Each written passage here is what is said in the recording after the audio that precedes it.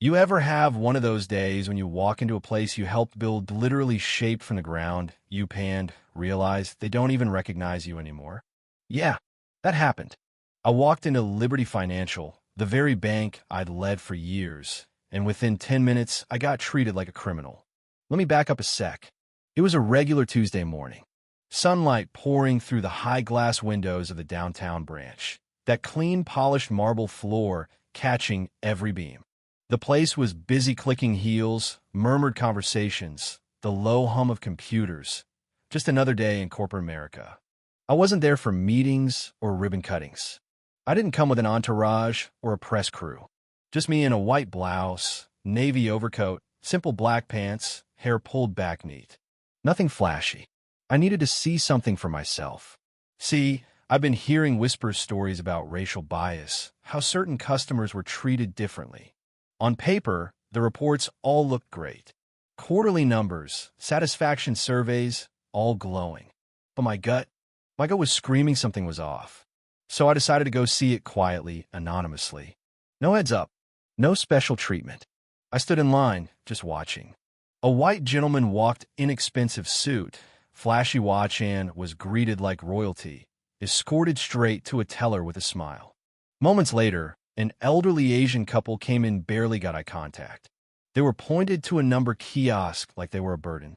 Then a Latino man stepped up to cash a check, was hit with question after question like he was trying to rob the place.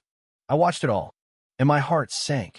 This bank, the one I'd given my life to, was doing exactly what I'd fought against my entire career. So I stepped up to the counter, laid down my withdrawal slip, $175,000, along with my ID, my bank card, everything in order. I said, plain and simple, I'd like to withdraw from my personal account. The teller, a young woman named Amy, froze. Her cheerful smile vanished the moment she saw my face and the number. She looked me up and down like she was trying to figure out what I was doing there at all. Her tone dropped. "That's a large amount," she said, loud enough for people nearby to hear. I smiled gently. "Yes, but it's well within my limit." She picked up my ID, flipped it over and back again like she'd never seen one before. Then she called someone over. Greg, senior teller, red tie. That whole "I run this branch" attitude. He didn't even try to hide his suspicion. Asked me point blank, "Is there a problem here?" His voice carried people started looking over. I said calmly, "No problem. Just trying to withdraw my money." He looked at Amy, said, "Double-check the account. We've had fraud lately, especially from customers like this." His words, "Customers like this." That was the moment everything changed. I could have walked away, could have let it go, but I didn't.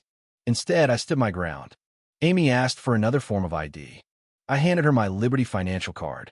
She rubbed it like she was checking if it was counterfeit.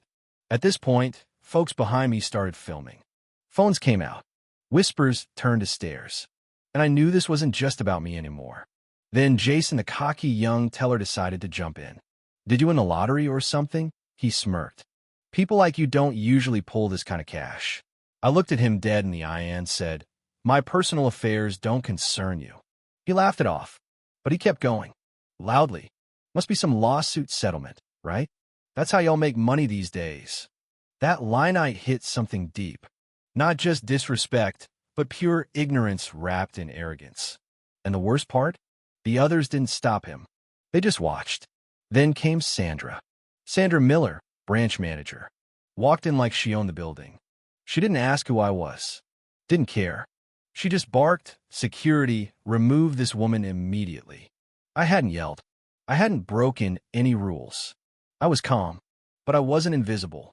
So I reached into my purse, took out my phone, and made one call. "Michael Roberts speaking," came the voice. "Michael, it's Jessica. I'm at the downtown branch. I'm being denied a withdrawal from my own account. You need to come down here." Now Michael Roberts isn't just anyone. He's the senior operations director, second only to me. Sandra's face drained of color. Jason turned pale. Amy looked like she'd seen a ghost. And Greg? Greg backed away like he'd stepped on a live wire. 15 minutes later, those big glass doors slammed open. Michael walked in like a storm. "Release her. Now." Security dropped their hands like they'd touched fire. Michael walked up to Sandra and said cold as ice, "Do you even know who this is?" Sandra stammered, I didn't realize." Michael cut her off. "You just told the CEO of Liberty Financial that she didn't belong in her own bank." The entire branch went silent. Jason's smirk vanished. Amy started crying. Greg looked like he might faint. Customers stared in disbelief. And Michael turned to them all and said loud enough for the walls to remember, "The woman you disrespected, questioned, and humiliated, she leads this entire institution. She is Liberty Financial." I didn't need to raise my voice. I just looked at each of them and said, "Sandra Miller, Greg Harris, Jason Collins, you're done. As of this moment, you are no longer employees of Liberty Financial." Their faces fell. No begging, no excuses, just silence. Outside that branch, news traveled fast. Videos went viral. The board convened. Reforms were announced. Mandatory training, internal investigations, and the beginning of a sweeping overhaul. Me? I stood on stage days later at a civil rights conference, looking out at a crowd of thousands. I told them what happened, not to shame but to awaken. I said, this isn't just my story. It's ours. Discrimination doesn't just hurt individuals, it poisons communities. And they stood up. They clapped. They cried. And most importantly, they shared. So now I'm asking you, if you've ever felt dismissed, if you've ever seen someone treated unfairly and stayed silent, what would you do if it happened right in front of you? Drop your thoughts in the comments. Let's talk about it. Because this isn't just a story. It's a wake-up call. And we need every voice in this conversation.